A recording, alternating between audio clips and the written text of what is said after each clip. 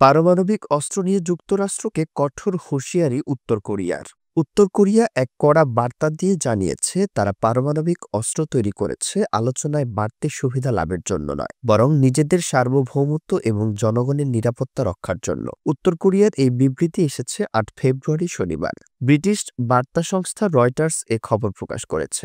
উত্তর কোরিয়া জানায় তাদের পারমাণবিক শক্তি যুদ্ধের জন্য প্রস্তুত এবং যে কোনো উস্কানির কঠোর জবাব দিতে সক্ষম।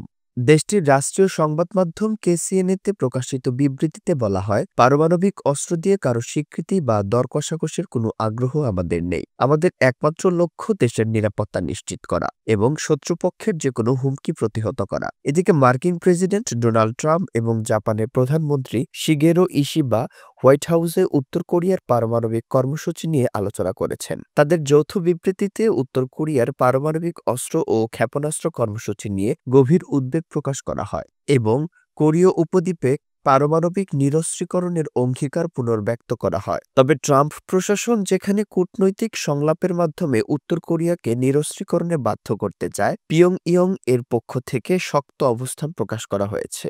উত্তর কোরিয়া স্পষ্টভাবে জানিয়ে দিয়েছে যুক্তরাষ্ট্রের যে কোনো শর্ত মেনে নেওয়ার প্রশ্নই আসে না এবং তারা তাদের নিরাপত্তা নিশ্চিত করতে পারমাণবিক শক্তি আরও জোরদার করবে। এই কঠোর অবস্থান ট্রাম্পের জন্য একটি বড় কূটনৈতিক চ্যালেঞ্জ হয়ে দাঁড়িয়েছে। আগের প্রেসিডেন্ট মেয়াদে কিম জং উনের সাথে বৈঠক করেছিলেন ট্রাম্প, যেখানে আংশিক নিরস্ত্রীকরণের প্রতিশ্রুতি দেওয়া হয়েছিল।